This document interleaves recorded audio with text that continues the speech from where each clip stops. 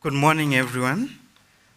My name is Wesley Mwafulirwa, and I'm from Malawi. I'm a Malawian lawyer. And I want to present to you the case of EL versus the state or republic. So that's EL and her daughter, and that's her house. We had an anonymity order. That's why we cannot review her face. It's because there's a court order to that effect. And I also want to mention, to give photo credit to the UNDP.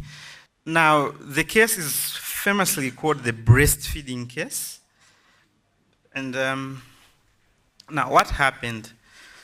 This lady, the picture you just saw, is about 27 or thereabout years old. And she herself has a baby who is, by that time, he was almost 1 and 8 months. I may make mistakes in terms of the facts, but definitely less than 2 years old. She's HIV positive and on ARVs, and she was breastfeeding her own baby, who is HIV negative. So she gave birth to an HIV negative baby, but she is HIV positive and on ARVs. So I had just come from the first training of SALC on the rights of prisoners and their health rights and so on and so forth. And during the training sessions that we had at Southern Sun or Tambo Hotel, I remember 2 people really inspired me. And there was, I remember, a Ugandan lawyer, I've forgotten his name. He presented a lot of cases that he was doing pro bono. And also Alan. Alan really motivated me so much. And Alan said something which will always stick in my head, and that was, I think, my turning point. He said, each one of you should take at least one case when you go back to your country. So that's what Alan said, and it stuck to my head. And I said, actually, I can do something about it. And maybe just one case. There are so many cases. Maybe I can just do one case, and maybe that will make a difference in somebody's life. And indeed, when I went back home, I saw in the newspapers that there was a case about this lady, EL.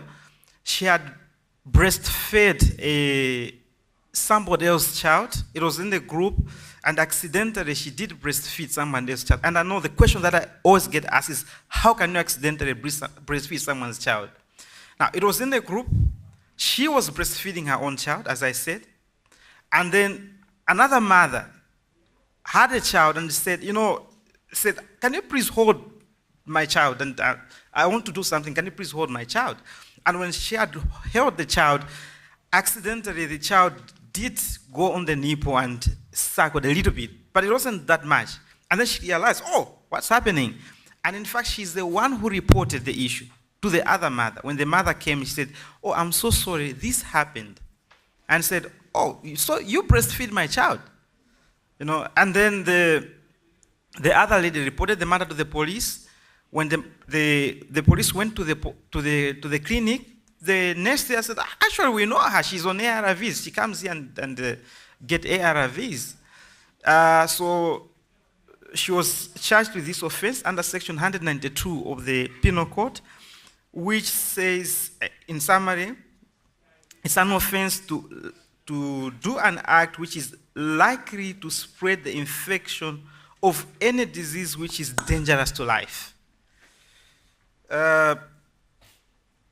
So we have a problem in most of our jurisdictions because cases are done in English, and then the translator just translates. And then when the translator asked him, said, did you actually breastfeed the child? He said, yes. So I said, oh, a plea of guilty entered. You have pleaded guilty.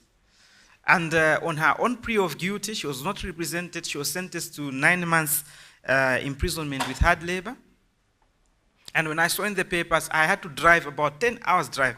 I live in the up north of Malawi in a very small town most of you have even never heard of. It's called Mzuzu. And it's 10 hours drive to where she was. And I mean, I was so fired up. I was just coming from a SALC training like all of us here. And I said, I want to take up this case. So I drove down, and I mean, with what Aaron said, I said, oh yes, I want to take up this case. And I drove down and I interviewed her, and after that I wrote the SALC team, Annabelle, I had an email, and I said, oh, I have this case. And she said, oh no, that's a very good case, we are going to help you technically. And so, as I'll mention and emphasize later on in my presentation, one of the things that I learned doing this case is we are lawyers and we think we know, but it's always very good to be humble and learn from other people and work with other people.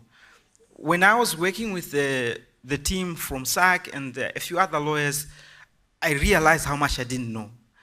And I had emails coming from Anaka, Annabelle, and midnight and all that. And they said, okay, no, you know what? The first thing is you should get an anonymity order.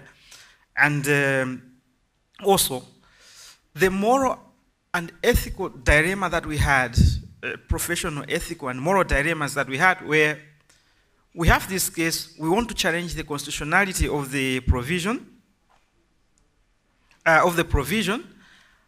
but this lady is in prison.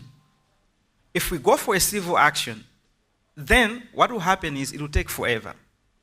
If we go for a criminal, and my advice was that we should go for a criminal appeal, because criminal appeals in my country, they go faster. In fact, in the register where we lodged our appeal in Zomba registry, that time they were doing criminal appeals every week, every Friday. So long as your skeleton arguments and the notes and the grounds of appeal are ready, you were assured within 3 months, within at least a month, you have your appeal heard. Within 2 months, you have a judgment. So the first thing is got an anonymity order, and we were in control of the media. And also, that's why the case is now EL versus the state. Initially, in the lower court, actually, it was her full name. And we thought we should protect her and so on and so forth. Now, and also we got a bail pending appeal. So she was out of custody. It's one of the hardest applications you can ever get.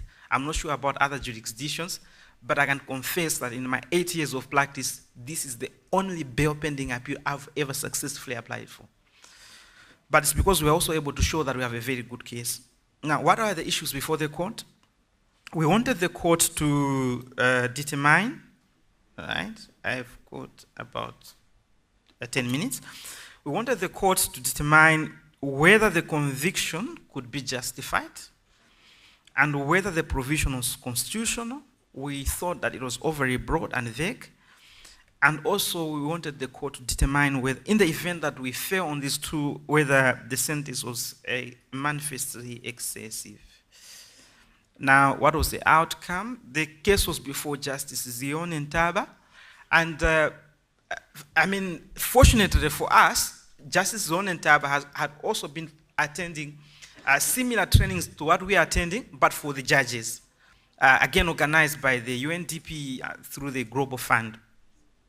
Now, the judge held that the conviction could not be justified under law.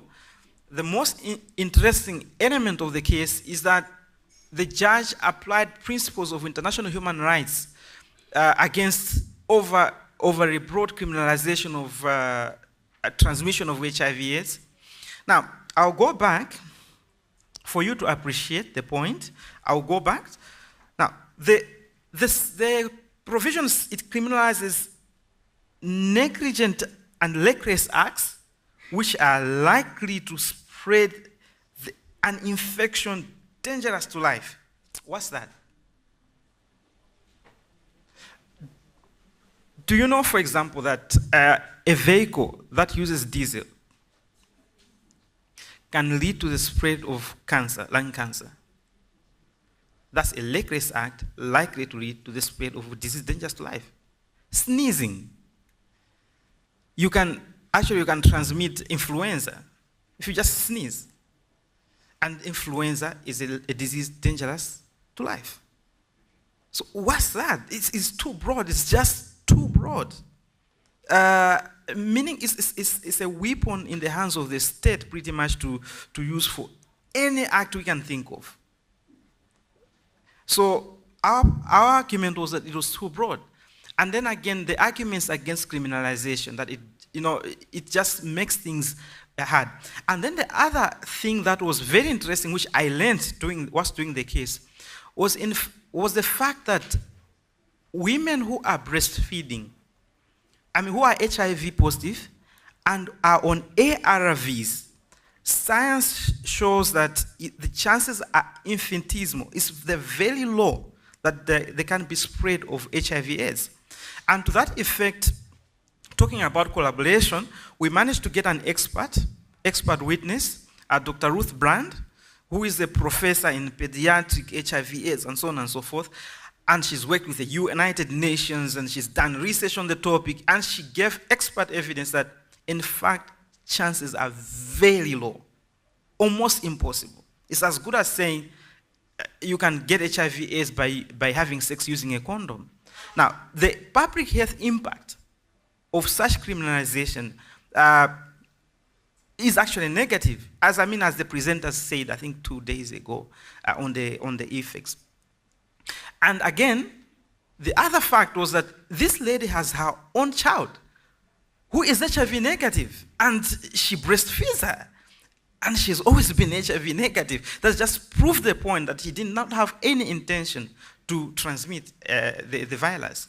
So this was not intentional, okay? Because otherwise she wouldn't want to breastfeed her own child.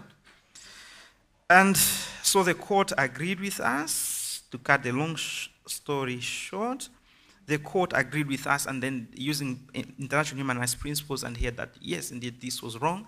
And there are a few quotations, and I think that one of them was posted by Michaela, which the judge makes. And please, you can read the full judgment on the SALC website, Southern Africa Litigation website, and I think KELIN and ARASA also have posted the judgment on their websites. The constitutional challenge was referred to the full panel of the Constitutional Court, and we didn't pursue it further.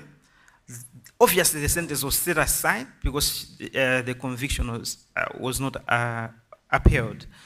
But in terms of sentencing, again, as I said, I had just come from the SALC training. We were taught, I remember it was Anaka who had made a very good presentation on the use of international principles, on reduction of sentences, and she had given us a whole tour guide of international elements, international principles and instruments.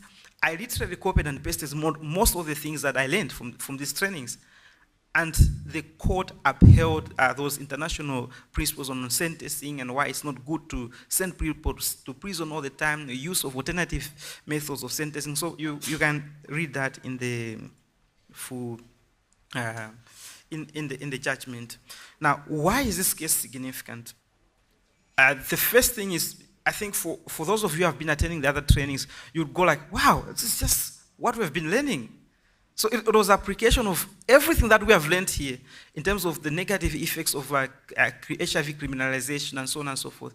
That theory we have learned, it was put in the judgment. So it's very important, and I think it can be used as a good precedent in the region and across the region. And recently we were dealing with, me and Anabe, we were dealing with some people from the United States who were interested in this judgment from one of the universities there. So the impact is across the globe, as it were. And to me, another very important significance of the case is that a few other countries have got almost exactly similar provision. For example, Zambia, your section 183, Botswana, section 184 of the Penal Code, India, section 269, and several other countries. I did a research, especially Commonwealth countries, they've got almost exactly the same provision. And in some countries, actually, it's been used for HIV as criminalization of the transmission of HIV/AIDS. So, lastly, I would like to acknowledge the SALC team who really helped technically and even financially to run the case and to do the case. In particular, I'd like to thank Annabelle and Annake. They gave me massive technical support in terms of drafting and research and all that. And also, Michaela, I hope I haven't misspelled her name. Michaela Creighton, who was even one of our witnesses. She was one of the expert witnesses, and she also gave us massive support. Dr. Ruth Brandt, I think she's professor of pediatrics. She was one of our expert witnesses, and she really helped us. And a few other NGOs who helped with advocacy after and during the case. The media helped us, and the Global Fund, obviously, for the funding. Thank you so much for your attention.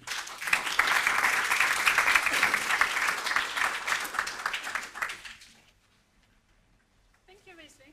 I appreciate that. I mean, just to say why that case is so pertinent is that if it wasn't for Wesley, the woman was unrepresented. And more recently in Malawi, they changed the penal code in 2011, and that specific offense now carry a 14-year imprisonment. So it's not an offense to take lightly, and I think it's important that it gets publicized widely. There's been training subsequently for magistrates specifically on the judgment, and there's also plain language materials on the judgment available online. So I think it's a good example of where a lawyer has taken initiative and actually tried to support someone who has been unrepresented. Also, while the client was in custody, she was actually in custody with her baby. And there's actually good case law set by the case as well on the issue of when you sentence someone to also consider issues around their children and childcare and best interests of the child.